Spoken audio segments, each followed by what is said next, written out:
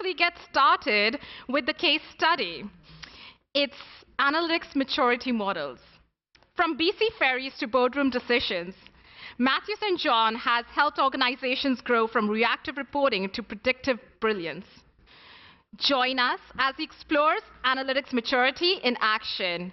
I would like to welcome Matthew St. John, Senior Director, Data and Analytics, Digital BC Ferries, to take over the stage. Thank you. Thank you. What a great intro and game, and what a great group. Thank you for all participating, and thanks for being here. Hopefully it doesn't get too hot in here. We can keep those doors open, but yeah, the title of the talk today, Driving Transformation with an Analytics Maturity Model, and they called it this track, BI and Analytics, and I wasn't sure how that would resonate. I thought something, sexier like AI readiness might be better, but we packed the room, so I think job well done. Speaking of AI readiness and AI buzzwords, I wanted to start with this image here. Can we get the slides on the screen that ChatGPT and I came up with? And it's top AI cliches heard at data conferences today. And my personal favorites are number 1 and number 10, mostly because of the commentary that ChatGPT came up with. I thought it was actually pretty good, pretty funny. So which one's your favorite? How many of these have you heard today so far? I know I've heard a bunch. Yeah. I can't promise that I'm not going to use any AI cliches. I probably will. But I can promise you that I will try to bring substance to them through my own experience, because a lot of these are true, right? And so who am I? So my name is Matt St. John, and for the last 15 years, I've led data, analytics, and AI at 3 of Vancouver's most iconic retail brands. Starting at Lululemon, I was the first analytics hire there, grew the team. 7 years at Best Buy Canada, started off as a one-man show, grew the department to 35 people in an org-wide analytics center of excellence. And then at Aritzia, I led the data department and a transformation from on-premise legacy to modern and in the cloud. Now I'm at BC Ferries. It's been a couple months. I'm brand new, but I'm absolutely loving it. I get this tremendous sense of fulfillment and purpose working for an organization that, BC is a coastal province, and these ferries are an essential service that we provide, especially for their northern routes.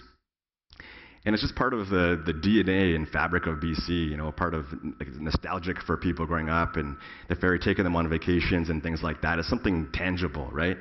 And this beautiful picture here of the vessel, what you might not see is that more and more of these ships are becoming floating data centers. And so, part of my mandate is to take, this wonderful sensor data around, the engines and, weather and location, et cetera, and try to solve important challenges like predictive maintenance on the ships and improving reliability for our service, and fuel optimization, one of our biggest costs, right? And so we can keep fares affordable for customers. So I'm really excited about the opportunity.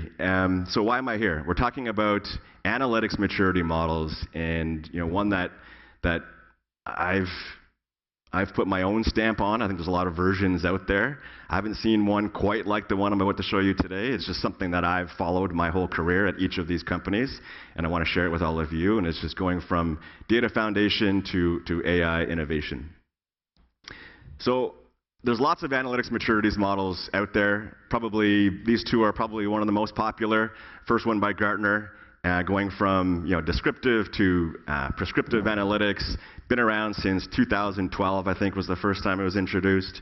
And then one of the most influential books in my career in analytics, the one on the right, from Competing on Analytics by Tom Davenport, taking an organization from analytical beginner to analytical competitor.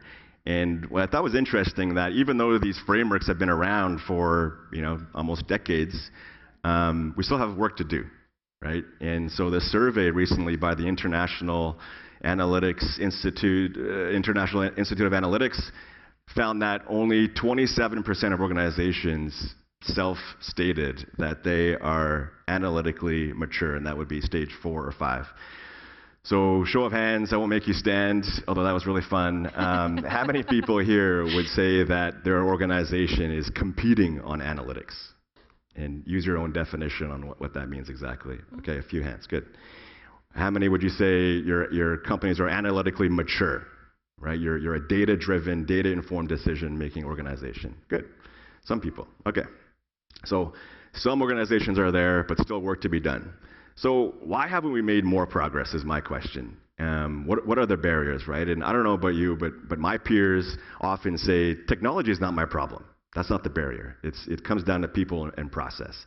Change management is hard. I mean, these organizations that I referenced, right, from my background, these are $1 to $5 billion organizations, 40+ years old, public companies. Now BC Ferries is 60+ years old, right? It's difficult to invoke change there, right? And so my first AI cliche, 80% of AI projects fail. We heard it in another presentation this morning. Whether you believe it or not, or what it means exactly, we can debate that another time, but let's go with that. But what I found was interesting was this book, Why Data Science Projects Fail, said that for analytically mature organizations, that failure rate goes down to 40%. This is an important point. I think it's fairly intuitive, but if you believe that the more analytically mature an organization, the more likely it is to have success with its AI initiatives, then I think the question becomes, how do we progress our organizations further and faster up the maturity model? So, without further ado, let's talk about the maturity model. And I think at its simplest level, you can summarize it in these 3 phases. Real simple, right? Very intuitive. So phase 1 is about building data foundation, and then with AI on top of that. Phase 2 is around building an insights-driven organization, both in terms of insights as a service, as well as supporting self-serve analytics. And phase 3 is around AI innovation, and change management underpins it all. All right, so that's the start, simplest level. We're going to peel the onion. Probably the most dense slide in content here, but bear with me. I think these distinctions are important. So within phase 1, typically this is around moving from legacy and on-premise, into a modern cloud data environment with data governance at its core, right? But releasing data foundation or delivering data foundation doesn't deliver any value to the business on its own. So typically you pair this with also providing self-serve BI tools, automated reports, dashboards, data exploration tools, right? To put it in the hands of analysts and business users. So that's phase 1. Second phase is around strategic insights, right? So now that phase 1 is in place, this frees up your analyst time to focus on more strategic cross-functional deep dive, often using advanced analytics insights, right? As opposed to previously they had to spend most of their time getting people data or creating reports, right? And so your analysts get elevated, and these folks are extremely important in these transformations, because each one of these phases is actually a transformation, in my opinion. Because the second stage of phase 2 there, data culture, this is where you scale the use of insights within the organization. If your insights are contained with a small handful of expert data analysts, you can't scale the use of data in your organization, right? And so these analysts are leading the way in terms of building a culture of using data. And so how do they do that? This is things like mechanisms like regular insights meetings, probably the most powerful way. Workshops, teach-outs, open office hours, creating on-demand video training libraries. It's about building this muscle within the organization around being skeptical with data, curious, right? Debating with data. So the analysts play a critical part in that. But probably one of the biggest keys to the success there is business leaders being champions of this culture of data-informed decision-making, and holding people, or leading by example, of course, but holding people accountable, right? Asking the questions consistently. What data did you use to come up with that decision? What's the impact of that change that you made? And let's look at the data. A really important part of it. We move on to phase 3, and again, the sequencing here is important. First, I think it's intuitive to focus first on internal applications of AI, right? Before you move to production, customer-facing experiences. So an example of internal AI would be a forecasting engine, for example, and a customer-facing one would be recommendations on the website. And the first 2 really are about managing your business effectively and optimizing. But that last phase really is about innovation. And from a data and analytics perspective, for me, it's the most exciting part because you can measure the benefit of what you're doing directly.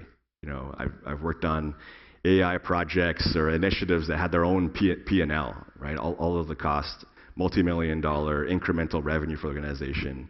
And people start asking to show the ROI on data foundation and insights when you're delivering such large amounts of transformative revenue in that last phase of AI innovation.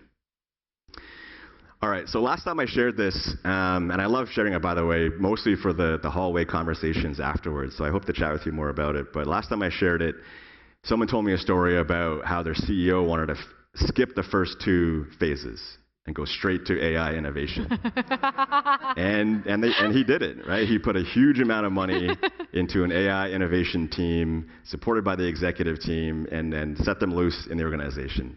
And from the laughs, I'm sure you can understand, I'm sure you can appreciate how that went, which is, I think, contributing to that 80% failure statistic that we saw before. But I get it, right? Like, AI buzz is everywhere. People get FOMO. It's quick to spin up a pilot. You know, maybe you get a headline and you kind of signal to the world that you're innovative, and maybe it helps you attract more talent. But as we know, you know, it's not about AI success theater. It's about sustained value. And if that is not an AI cliche buzzword yet, AI success theater, I hope it is, because it's one of my favorite new terms.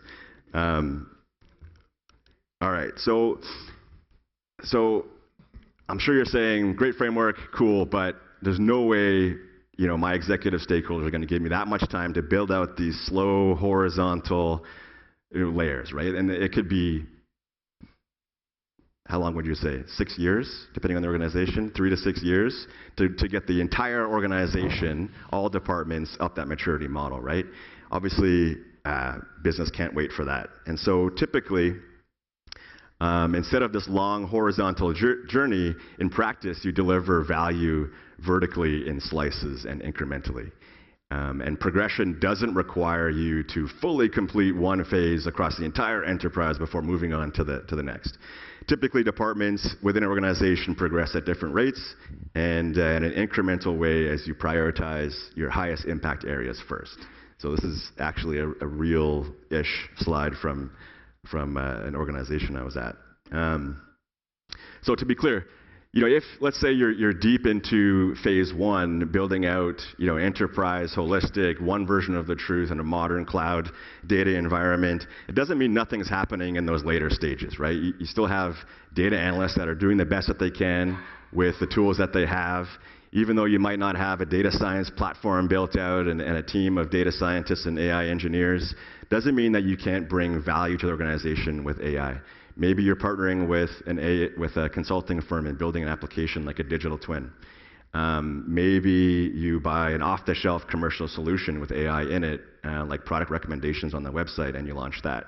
And that buys you time, right? And from a practical example, I know a retail company that did that, and then as they reached phase 3, they then built their own in-house recommendations engine, and they had the commercial solution to test it against. And then once their internal solution outperformed it, then they pushed their in-house custom solution live, and of course, then they started to get differentiated experience online as opposed to the same kind of benchmark solution as everybody else, and that led to more competitive advantage. Let's see here. So that's the beauty of the model. It allows you to kind of zoom out and invest long-term in foundation while delivering value and results today. So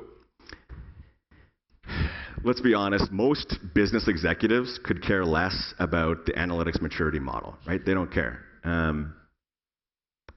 Quick story. I wasn't going to say it, but I'm going to go try and tell it fast. I was working with a Scrum Master, and he was meticulous and avid about just textbook Scrum Master. And I found out that he had took my team and spent 8 hours, didn't let them leave the room, and teaching them how to do a proper, I forget what it was, retrospective, something like that, one of the Scrum mechanisms. And so I called in my office, and we had a conversation, And at the end of it, and voices were getting a little bit loud, and he said, "I'm trying to build the best Scrum team in the country." And it stopped me in my tracks, and this light bulb went off. And I couldn't care less about building this. Like, I need to deliver value. I need to solve business problems. Could not care less about the best Scrum team in the country. And so it struck with me because how often have I said that, right? Building the best data analytics organization in the country. It doesn't matter. And so typically, when I speak with executives, I don't speak horizontally, although I do try to educate where I can. I speak vertically. I speak in terms of revenue growth, cost savings, customer experience, solving business problems, and use cases like this. So typically what I've found is, there's this kind of bottoms-up organic approach to progressing through the maturity model. And, it's incrementally, one win at a time. And, it's a use case approach, but generally it's a portfolio of use cases within a domain, because as you work through these use cases, you end up developing these reusable components if they're similar in nature in a domain and a portfolio. And then by delivering results incrementally, you build momentum, trust, and the business case to keep moving forward. And also what I find happens is you go from this centralized model of data science and AI to more of a decentralized one where you're working on POCs in a bit of an island to embedded data scientists and technology product teams working on alongside software engineers, ops engineers, QA, a dedicated product manager. And there's a few benefits to that. One, you're working on enterprise priorities by default, right? You're part of enterprise technology. But the second one is you're thinking about production from the start. And I think if we go back to that 80% failure statistic, is it possible to open the door? I see people fanning, it's really hot. You're thinking about production from the start, and I think where that stat comes from is going from POC to production. And if you're working alongside production folks, you have that in mind from the start, and it's really beneficial. And so an example that comes to mind for me is we're working on a predictive model as part of a customer experience online, and we tested it in a small geographic area. Thank you. Using a synthetic control. And of course, the ML model outperformed the existing, but what we uncovered was the legacy systems to ingest the machine learning output couldn't scale nationwide. And so, we had to put that on pause. We created a business case to modernize legacy systems. But I was happy that we caught that earlier on in the process. In retrospect, I would have hoped we caught it before we did the work, but we caught it earlier on in the process anyway. But I think it's an example of phase 3 in how, we're not just delivering value in AI, but we're figuring out how to integrate, these systems into, production systems and processes. So I want to give an example here around price optimization because I think it touches on a lot of key points. So a story, a CEO called us into his office and said, we're losing market share in a key category, likely due to pricing. And I want you guys to dive in. And he wanted to meet with us every 2 weeks to get an update on the work that we were doing. He was so passionate about it. And so we dove into the data, right, did an analysis, but instead of jumping and bringing it to the CEO, we sat down with the merchant, really tried to understand her strategy, refine the insights, understand the data, and we partnered and collaborated with her. We also created a dashboard so that folks in the business could see what we were seeing, do a little bit of slice and dice, and understand the situation too. We also wanted to do that early because before we made any changes, we want to be able to see the impact at a high level in the dashboard, right? We then sat down with the merchant and really tried to understand her world. I think I wrote down extract domain knowledge, but it sounds so technical, but just understand the business, right? Workflows, tasks, business rules, right? All the things that went into pricing products. And we created a simple product recommendations report. Every morning, merchants would look at it. Here's all your products, the recommended price, and the backup information. And sure enough, over time, the merchants got more and more trust in the recommendations. And so eventually, they said, okay, instead of me taking that recommendation, which I agree with every time, all the information's there, and manually changing the price in the system, can you just automate that for me? For these lower risk products, can you just automate it? Just put that price right in there for me. Yeah, no problem. Next stage was we created a machine learning model for pricing, and we tested that against the rules-based model. We got buy-in. Of course, it outperformed on both gross revenue and profit, and then we scaled that across more categories. So I think there's some important takeaways here that I want to emphasize, and I'm going to look at my notes because I want to get these right. So we kept business leaders in control. We gave them options. Right? And this comes back to the change management piece. Gave them options. We didn't force an AI solution on them out of the gates, right? And we didn't jump to AI. Having an executive sponsor helps, right? Having an executive sponsoring the project, it's like having the wind behind your back. But I'm sure you've all seen in your career too, if we as data and analytics leaders, if we're the ones championing a use case, is doomed from the start, right? Which I'm guilty of early on in my career. Let's see. We had a focus on measurable value, right? And collaboration, partnership, celebrating wins in collaboration with our business partner. Even better, we just let them get the win, right? And then they become evangelists in the organization, help build momentum, and this kind of coalition of change agents.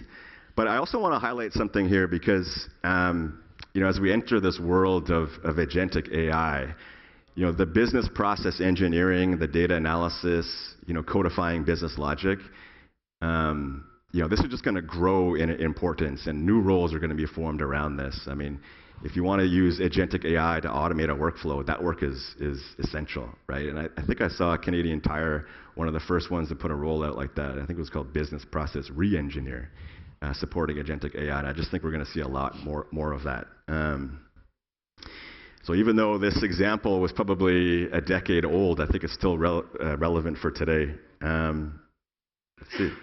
So we talked about the 3 phases of the analytics maturity model, and that helping for AI readiness, right? Because the more you advance the maturity model, the more ready for AI, the higher your success rate is going to be. But I have one kind of last question for you all. What type of leadership do you think is needed at each one of these phases? And how does it differ? Right? And I put some thoughts down. I think at that first phase, as DNA leaders, we're really asked to have this operational focus and really very strong in that area. And at phase 2, really the focus is around strategic partnership with the business. Of course, we partner at each of the phases, but it becomes especially important on that one versus the first one. And then phase 3, I think it needs more of a visionary leader, right? And so if you see the articles, right, a lot of turnover with chief data and analytics officer, could this be one of the reasons why? Can one person reasonably be very strong? It's situational leadership at its extreme, right? All 3 of these areas. I do think it's possible. I think that it takes someone who is aware of what's needed at each stage, can adapt and evolve, and knows their strengths and weaknesses, and can lean on others to help in those areas where they're not as strong. So I jotted down so that's a lot of info. So I'm going to give you rapid fire, 5 key summary takeaways before we get into some questions here. So the first is, and as I hate to say it, but these are a little bit cliche, but hopefully I demonstrated them through some of my experience here today. But so analytics maturity drives AI success, right? One key takeaway we covered. Transformation happens in phases, but value is delivered incrementally. People and process matter more than technology, cliche, but hopefully I demonstrated that. Build trust before innovating with AI, right? That price optimization example. And then lastly, we talked about different phases require different styles of leadership. So thanks very much. Hopefully something here resonated with you today in your own journey. I'd love to chat with you afterwards, hear your own stories, share ideas, swap stories. That'd be great. Thanks very much. Thank you. We probably have time for maybe one question. Does anyone have a question? Yes. Okay. Can you just put your hand up? Yeah, perfect. Thank you. Yeah, thank you, Matt. You did mention that you should have the business drive any sort of initiative. Otherwise, your experience will be a failure. But how do you navigate situation where you want to do a proof of concept to show them the value of that solution even before they can say that they would like to invest in it? Yeah, it's a great question. I would recommend not. I mean, I try as hard as you can to find a business sponsor, right? And communication is critical. And by communicate, I mean listening, right? And another lesson I've had to learn in my career, right, is asking questions, building those relationships, finding a business partner, and understanding their needs, their goals. And if you just continue to do that, asking questions, how can you help? A business problem for you will come up that has a business sponsor. It just takes more time. Yeah. Any other questions? Yes, we have a question here and over there as well. Just a second, we're getting the mic. I was just saying a lot of nice things. Yeah, thank you. I heard you. So you said you started off small in 2 of the companies. I wanted to know, what was the smallest team once you actually started building up data platforms? What was the smallest team you could get away with? I know there's a lot of segregation of duty concerns along the way, but like if you really needed to trim down due to financials, how many people would you need for a smallest platform team to enable any of this? Interestingly, two of the organizations, started from a place of 5 people in a BI team, which is quite all-encompassing. And then shifting to a data platform engineering team, I've seen, I don't know, it's tough to say. It depends